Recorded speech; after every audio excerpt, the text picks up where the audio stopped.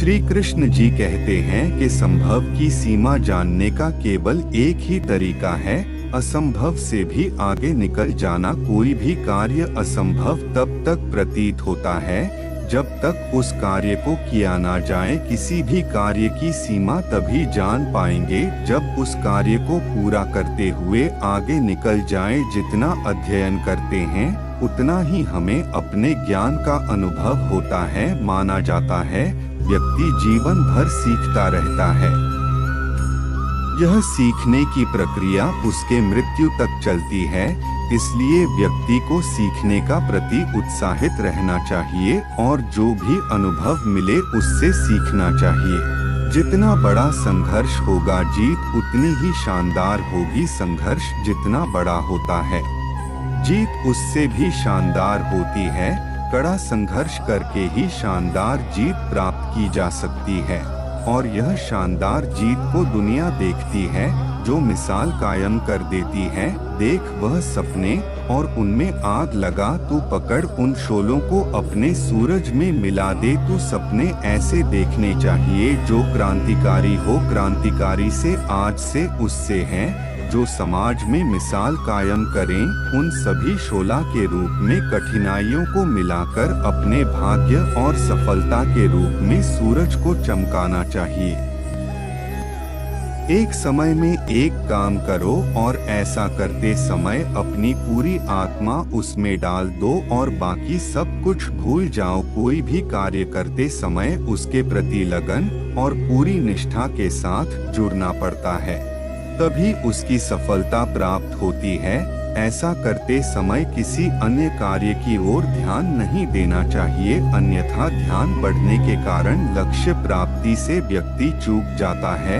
अपने आप में भरोसा रखो, पूरा विश्व आप पर भरोसा करेगा। जो व्यक्ति स्वयं पर भरोसा करता है पूरी दुनिया उस पर भरोसा करती है। इसलिए व्यक्ति को स्वयं पर भरोसा करना चाहिए। स्वयं पर भरोसा करने वाला व्यक्ति छलकपट से दूर मेहनत प्रिय बन जाता है, क्योंकि वह स्वयं के प्रति ईमानदारी का भाव रखता है। जायदाद बेतहाशा बढ़ गई उसकी पर उसका कोई नाम नहीं लेता। आह वह सबसे बदनसीब गरीब है। जायदाद बेतहाशा कम आने पर भी व्यक्ति सुखी नहीं रह पाता, क्योंकि ज्यादा के चक्कर में वह अपने लोगों से दूर हो जाता है। अंततः उसके साथ सुख दुख बांटने वाला भी कोई नहीं रहता और जब निष्कर्ष निकाला जाता है तो उससे बड़ा गरीब कोई दूसरा नजर नहीं आता। बड़ी कीमत मिली थी जीती बाजी हारने के लिए, मगर मैंने जमीर नहीं बेचा कर्ज उतारने के लिए। व्यक्ति का जीवन संघर्षों से परिपूर्ण होता है।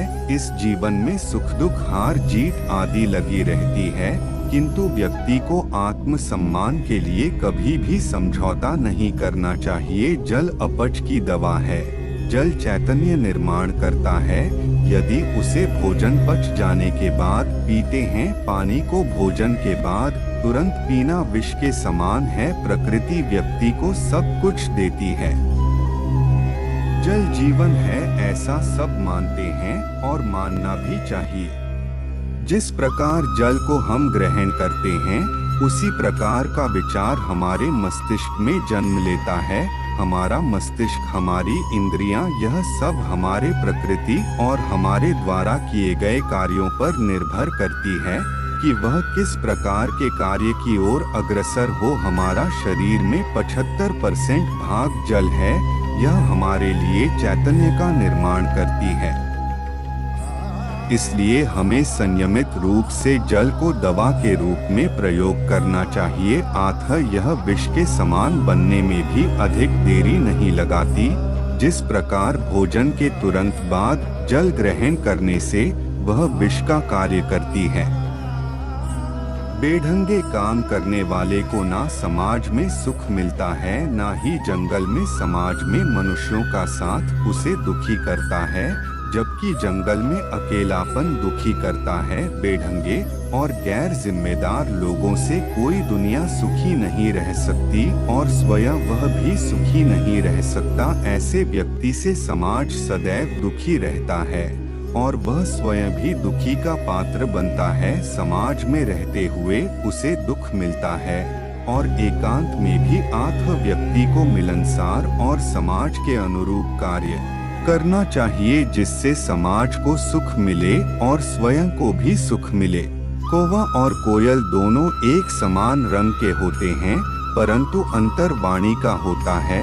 आज दो व्यक्ति को देखकर आप उसके भीतरी ज्ञान को परख नहीं कर सकते। ठीक उसी प्रकार जिस प्रकार कौवा और कोयल में फर्क नहीं किया जा सकता जब तक कि वह कुछ बोले ना, इसी प्रकार व्यक्ति की भी पहचान उसके वाणी से होती है। एक अज्ञानी व्यक्ति जहां अनावश्यक वार्तालाप करेगा, वही ज्ञानी और महापुरुष व्यक्ति सदैव मृदु भाषा का प्रयोग करते हैं, जिससे उनके विद्वता का परिचय मिलता है। जिस व्यक्ति के पास धर्म और दया नहीं है, जिस गुरु के पास आध्यात्मिक ज्ञान नहीं है, उसे स्वयं से दूर कर देना चाहिए। आज मानव के बीच में छलकपट का इतना बड़ा संयोजन हो गया है कि व्यक्ति भीतर से कुछ और बाहर से कुछ और प्रतीत होता है। ऐसे व्यक्तियों की पहचान करके उससे दूरी बनाने की आवश्यकता है। जिस व्यक्ति में धर्म और दया का समावेश ना हो, उसकी पहचान करनी जरूरी है। और जिस गुरु के पास अध्यात्म का ज्ञान लेश मात्र भी ना हो, उसे स्वयं से दूर कर दें। यह आपके लिए वरदान साबित होगा, अन्यथा आपकी दुर्गति होनी निश्चित है। जिस प्रकार रोटी, पानी, हवा, प्रकृति आदि की जात नहीं होती, वह सभी के लिए सामान्य रूप से उपलब्ध है। ठीक उसी प्रकार जहाँ इंसानियत मौजूद होती है, वहाँ जात पात और मजहब नाम की कोई चीज नहीं रह जाती, सभी सामान्य हो जाते हैं। पैसा कमाने में अपनी जिंदगी मत खपाओ कि पैसा खर्च करने के लिए तुम ही न रहो। व्यक्ति को पैसा कमाने के पीछे अपनी जिंदगी बर्बाद नहीं करनी चाहिए। संतुष्टि भी जरूरी है।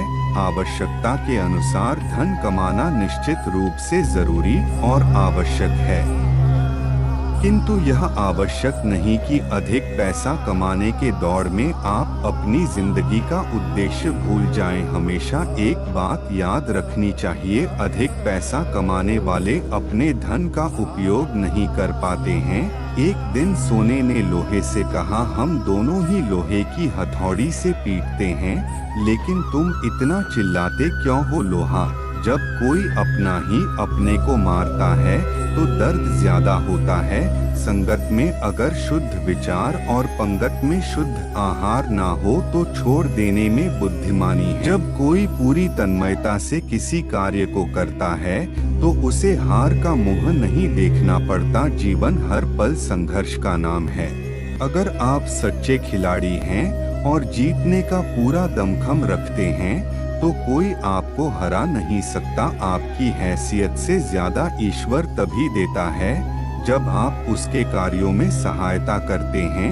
समय समय पर अपनी गलतियों का विश्लेषण करो, यही विश्लेषण आपको सफलता के राह पर लेकर जाएगी। जब किसी व्यक्ति पर संकट और विपरीत परिस्थितियों का समय हावी हो तो उसे धैर्य धारण करना चाहिए। धैर्य का सहारा संकट की लड़ाई में अचूक हथियार है। तालाब भरने पर मछली चींटी को खाती है और तालाब सूखने पर चींटी मछली को समय सभी का आता है। अपने समय का सदुपयोग करना चाहिए, ना कि किसी को कष्ट देने में अपना समय व्यतीत करना चाहिए। समय सबका बदलता है।